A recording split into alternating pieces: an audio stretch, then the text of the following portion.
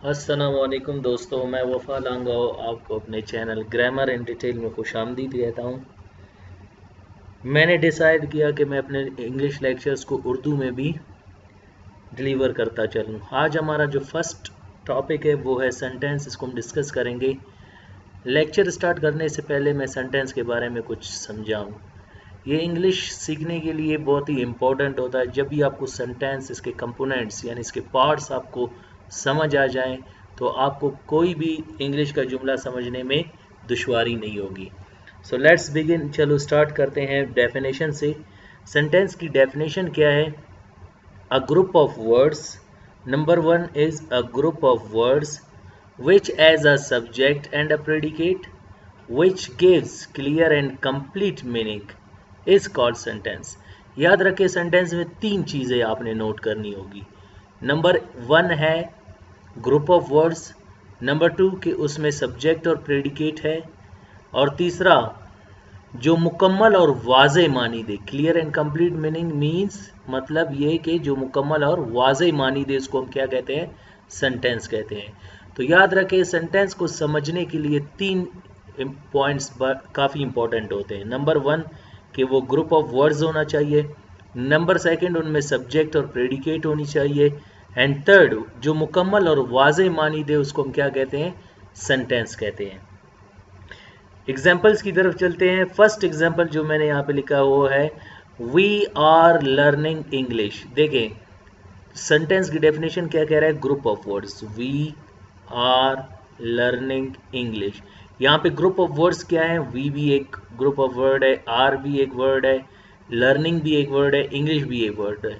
तो इसी तरह से ये ग्रुप ऑफ वर्ड्स है जिनमें सब्जेक्ट और प्रेडिकेट हो। यहाँ पे मैंने मेंशन किया हुआ है, वी को हम क्या कहते हैं? सब्जेक्ट, और प्रेडिकेट क्या होता है? सब्जेक्ट के अलावा जितने भी वर्ड्स होंगे उनको हम क्या कहेंगे?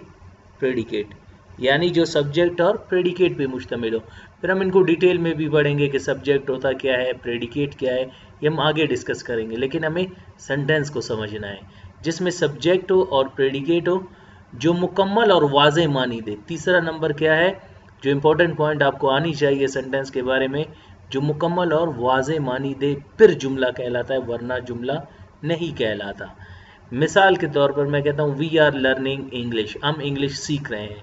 यहाँ पे देखिए इसमें एक सब्जेक्ट है और ये प्रेडिकेट है और ये मुकम्मल और वाज़े मानी भी दे रहा है। कैसे दे रहा है?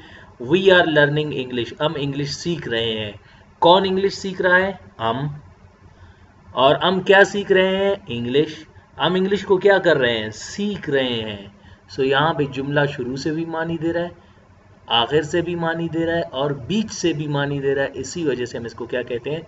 सेंटेंस। सो यहाँ पे सेंटेंस के तीन शराइत है डेफिनेशन में, तारीफ में, कि सेंटेंस क्या होना चाहिए? ग्रुप ऑफ वर्ड्स जो आपने देखा वी आर लर्निंग इंग्लिश, ये ग्रुप ऑफ वर्ड्स हुए जो सब्जेक्ट और प्रेडिकेट पे मुश्तमिल हो।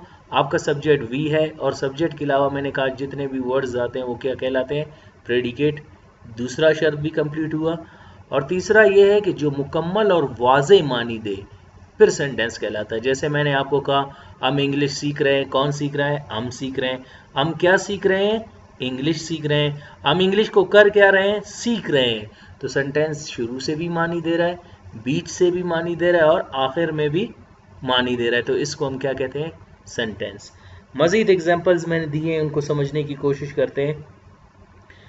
दूसरा एग्जाम्पल है आई हैव रिटन एन ऐसे। आई आपका सब्जेक्ट हुआ, हैव रिटन एन ऐसे, मैं एक मजमून लिख चुका हूँ। यहाँ पे आई आपका सब्जेक्ट, हैव रिटन एन ऐसे आपका प्रेडिकेट, ई आपका subject, is coming to Karachi, वो कराची आ रहा है। ई आपका subject, is coming to Karachi आपका क्या है? Predicate. They have created problems, they आपका सब्जेक्ट, हैव क्रिएटेड प्रॉब्लम्स आपका क्या है? Predicate. She pressed the dress, उसने कपड़े इस्त्री किए। शी क्या है? सब्जेक्ट। प्रेस्ड द ड्रेस क्या है? प्रेडिकेट। इसी तरह यू एड टॉट देम, आप उनको पढ़ा चुके हैं। यू आपका सब्जेक्ट और एड टॉट देम आपका क्या है? प्रेडिकेट। देखिए which has a subject and predicate। अब ये ग्रुप ऑफ वर्ड्स है। I have written an essay, he is coming to Karachi, they have created problems, she pressed the dress, you had taught them, ये आपके क्या है, group of words है। यहाँ पे 1 2 3 4 5, यहाँ पे 5 वर्ड्स ऑफ ग्रुप एक सेंटेंस बना रहा है। यहाँ पे भी 5 ग्रुप ऑफ वर्ड्स एक सेंटेंस बना रहा है। यहाँ पे 4 ग्रुप ऑफ वर्ड्स एक सेंटेंस बना रहा है, यानी जुमला मुकम्मल कर रहा है। और यहाँ पे भी 4 है, यहाँ पे भी 4 है। तो सेंटेंस के मुख्तलिफ वर्ड्स हो सकते हैं, वो सेंटेंस पे डिपेंड करता है।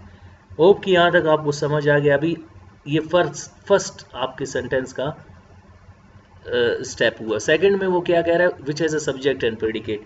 जो मैंने सर्कल किए हैं, I, he, they, she and you, ये आपके क्या हैं, subject.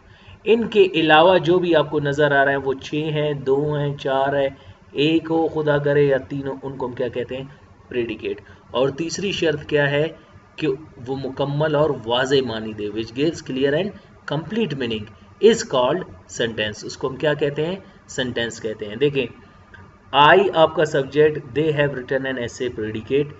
E subject, she is coming to Karachi, predicate. They subject है, हैव क्रिएटेड प्रॉब्लम्स आपका प्रेडिकेट। शी सब्जेक्ट और प्रेस द ड्रेस आपका प्रेडिकेट।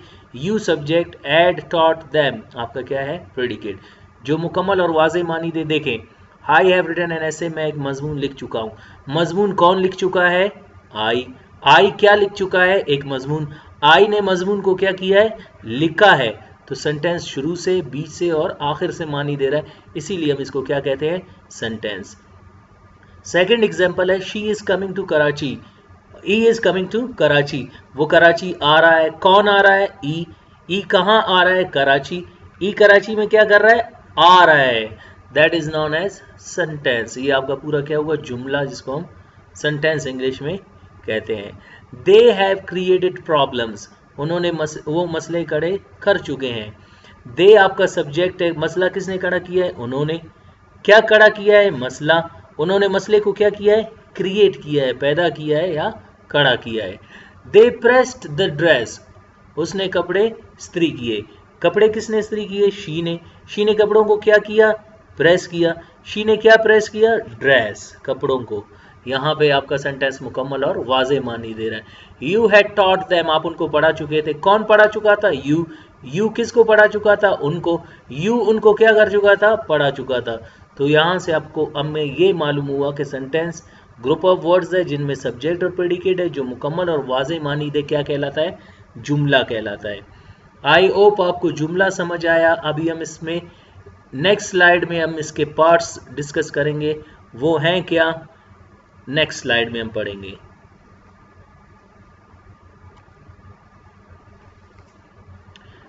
डियर स्टूडेंट्स, इस स्लाइड में हम समझने की कोशिश करेंगे कि सेंटेंस के कितने पार्ट्स हैं। सेंटेंस के 2 पार्ट, आपके सेंटेंस का जो मेन पार्ट वो 2 हैं। एक को हम कहते हैं सब्जेक्ट, दूसरे को हम कहते हैं प्रेडिकेट। सेंटेंस तो हम पिछले स्लाइड में ऑलरेडी डिस्कस कर चुके हैं। पहला होगा सब्जेक्ट, दूसरा होगा प्रेडिकेट। और सब्जेक्ट के 2 पार्ट्स हैं, एक सब्जेक्ट खुद है और एक होता है ईओएस, जिसको हम आगे डिस्कस करेंगे ईओएस क्या होता है। और प्रेडिकेट जो है उसके 6 पार्ट्स हैं।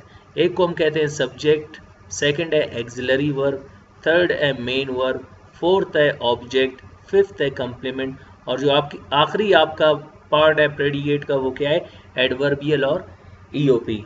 We will learn more about, यानी हम सेंटेंस के बारे में और भी कुछ पढ़ने को सीखेंगे। एक है ईओएस, एक है ईओओ, एक है ईओसी, एक है ईओपी। याद रखें ये तमाम आपके सेंटेंस के पार्ट्स हैं, हम इनको डिस्कस करेंगे। याद रखें हम फिलहाल सेंटेंस के पार्ट्स पढ़ रहे हैं और उसके बाद हम इसके काइंड्स पढ़ेंगे। काइंड्स अकॉर्डिंग टू मीनिंग पढ़ेंगे, काइंड्स अकॉर्डिंग टू स्ट्रक्चर पढ़ेंगे। अकॉर्डिंग टू मीनिंग याद रखें इसके 5 काइंड्स है जो हम डिटेल में आने वाले लेक्चर्स में डिस्कस करेंगे, और अकॉर्डिंग टू स्ट्रक्चर इसके 4 काइंड्स है वो भी हम आने वाले लेवल्स में डिस्कस करेंगे। फॉर द टाइम बीइंग फिलहाल हम इसके पार्ट्स डिस्कस करेंगे जो मैंने आपके लिए यहाँ पे वाजे किया है। इसके बाद हम जो हमारा नेक्स्ट लेक्चर होगा वो सब्जेक्ट के बारे में होगा, और सब्जेक्ट का जो मेन पार्ट एक खुद है सब्जेक्ट और ईओएस, इनको समझने की कोशिश करेंगे। उम्मीद है आपको लेक्चर पसंद आ गई होगी और समझ भी आ गया होगा। उम्मीद करता हूँ आप इसी तरह इनको प्रैक्टिस करेंगे और लेक्चर्स को सुनते रहेंगे। अपना ख्याल रखिएगा। अल्लाह।